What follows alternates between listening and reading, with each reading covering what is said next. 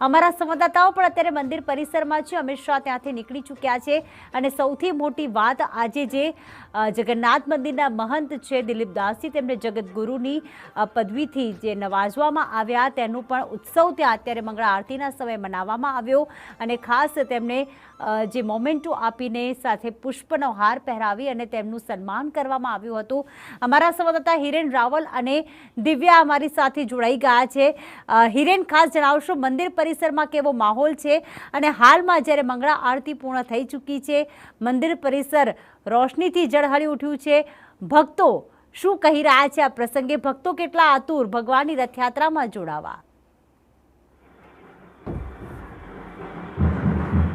ભગવાન જગન્નાથની મંગળા આરતી થોડા સમય પહેલાં જ પૂર્ણ થઈ છે અને મંગળા આરતી પૂર્ણ થયા પછી આજે આ મંદિરના મહંત એટલે કે દિલીપ દાસજીને જગતગુરુની પદવી છે તે આપવામાં આવી છે। અલગ અલગ અખાડાના સંતો અને તેમની સાથે કેન્દ્રીય ગૃહ અને સહકારિતા મંત્રી અમિત શાહે પણ એમને ચાદર ઓઢાડી અને જગન્નાથ પીઠાધીશ્વર જગતગુરુ એ પ્રકારની પદવી જે સંતોમાં આવતી હોય છે એ પદવી એમને આપવામાં આવી છે અને એ સાથે જ જે મંગળા આરતીનો પ્રસંગ છે એ પૂર્ણ કરવી અને હવે થોડાક જ સમયમાં એ અહીંયાથી રવાના થશે। આ ઉપરાંત નેત્રોત્સવ વિધિ છે તે થોડાક સમયમાં અહીંયા કરવામાં આવશે। ભગવાન જગન્નાથ, ભાઈ બલભદ્ર અને બહેન સુભદ્રાજીને જે આંખો પર પાટો બાંધવામાં આવેલા છે એ પાટા ખોલી અને નેત્રોત્સવ વિધિ સાથે જ આ રથયાત્રા જે છે એ 148મી રથયાત્રાનો રંગેચંગે શુભારંભ છે તે કરવામાં આવશે।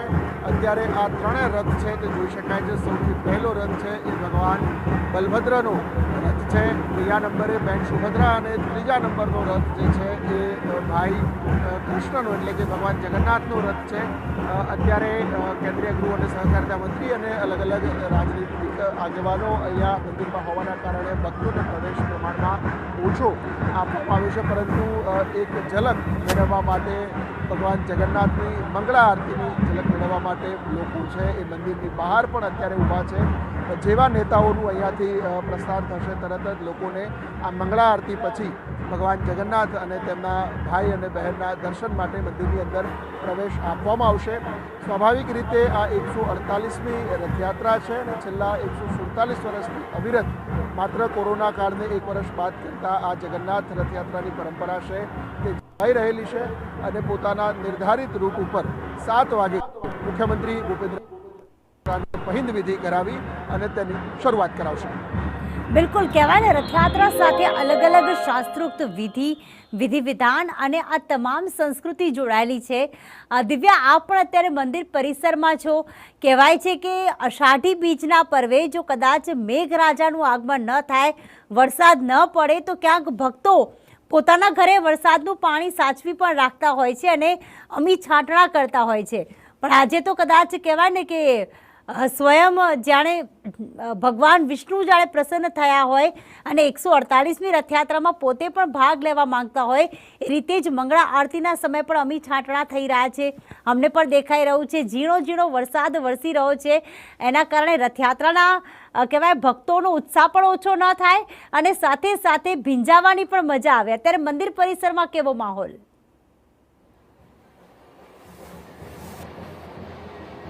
પ્રીતિ, 16 કલાએ આજે મંદિર છે તે લાઇટોથી ઝગમગી રહ્યું છે, કારણ કે આજે અષાઢી બીજનો આ પાવન પર્વ કે જ્યાં નગરના નાથ છે, જગતના નાથ છે, જે આજે નગરજનોને દર્શન આપવા માટે તેમના હાલચાલ પૂછવા માટે મંદિરમાંથી બહાર નીકળી રથમાં બિરાજમાન થઈને ભક્તોને મળવા જવાના છે।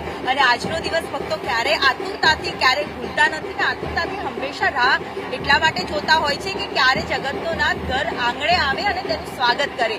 જ્યારે આજે તો ઇન્દ્રદેવની પણ કૃપા થઈ હોય અને વહેલી સવારથી ઝરમર વરસાદ, મંગળા આરતીની શરૂઆતમાં પણ વરસાદ જે વરસ્યો હતો એટલે સમગ્ર વાતાવરણ આજે ભક્તિમય તો જોવા મળે છે, પરંતુ એમાં ભગવાનની પણ હાજરી હોય, ઇન્દ્રદેવની પણ હાજરી હોય, મેઘરાજાની હાજરી હોય તે પ્રતિકૃતિ જોવા મળી હતી।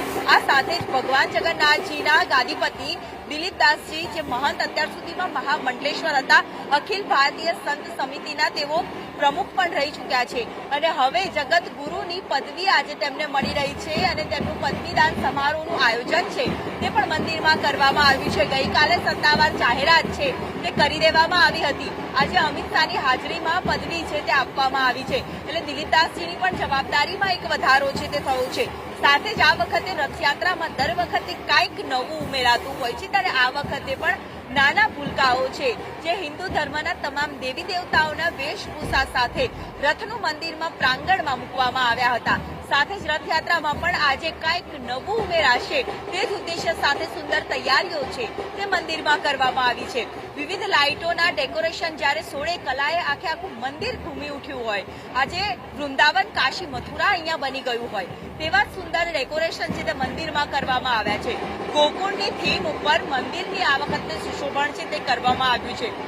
જગતનો નાથ કઈ વેશભૂષા સાથે દર્શન આપશે દર્શનાર્થીઓને તેની પણ એક આતુરતા ભક્તોમાં હંમેશા જોવા મળતી હોય છે. ત્યારે મદ્રાસી શાહી રજવાડી ઠાઠ સાથે જગતનો નાથ છે જે આજે ભક્તોને દર્શન આપવાનો છે અને એક રાજાધિરાજ નીકળતા હોય છે ત્યારે દરેક સેનાનીઓ પોતાની વ્યવસ્થામાં જોડાતા હોય છે. તે પ્રકારનો માહોલ છે તે અહીંયા જોવા મળી રહ્યો છે. બિલકુલ દિવ્યા, આપને અટકાવવા માંગીશ અત્યારે કેન્દ્રીય ગૃહમંત્રી અમિત શાહ કે જેમણે મંગળા આરતીમાં ભાગ લીધો, પોતાના પરિવાર સાથે તેઓ આ અનેરા પર્વમાં જોડાયા અને અમિત શાહ હાલમાં ત્યાં મંદિર પરિસર જે નિજ મંદિર છે ત્યાંથી રવાના થઈ રહ્યા છે તેમના કાફલા સાથે, તેમના પરિવાર સાથે.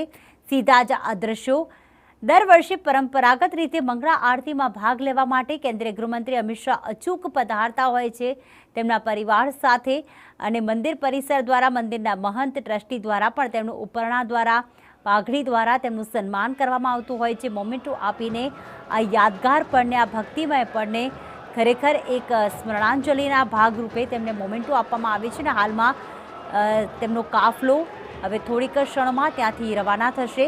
મંદિર પરિસરમાં સુંદર રંગોથી શણગારેલા, સુંદર પુષ્પોથી શણગારેલા એક તરફ ભાઈ બહેનના રથ બિરાજમાન છે અને બીજી તરફ ક્યાંક ભક્તો પણ આતુર છે કારણ કે જ્યારે કેન્દ્રીય ગૃહમંત્રી અમિત શાહ ત્યાં આવતા હોય છે ત્યારે કેટલાક લોકો જે મંદિર પરિસરમાં જે હાજર હોય તેમને જ માત્ર ત્યાં બેસવા દેવામાં આવતા હોય છે અને બાકીના ભક્તો માટે પ્રવેશ બંધ કરવામાં આવતો હોય છે સુરક્ષાના કારણોસર. અને હવે કેન્દ્રીય ગૃહમંત્રી અમિત શાહ ત્યાંથી નીકળી ચૂક્યા છે નિજ મંદિરથી અને હવે ભક્તોને એન્ટ્રી આપવામાં આવશે અને ભક્તો પણ આતુર છે ભગવાન જગન્નાથજીના સુંદર સ્વરૂપના દર્શન કરવા માટે, તેમના રથના દર્શન કરવા માટે, તેમની રથયાત્રામાં જોડાવા માટે. અને ખાસ આપ જોઈ રહ્યા છો કે ગોકુળની થીમ પર આજે જ્યારે મંદિરને શણગારવામાં આવ્યું છે અને શા માટે શણગારવામાં ન આવે, આજે ભક્તો આનંદમાં છે, આજે ભક્તો ઉત્સાહમાં છે, આજે ભક્તો ભક્તિથી, શ્રદ્ધાથી ભગવાનની રાહ જોઈ રહ્યા છે કે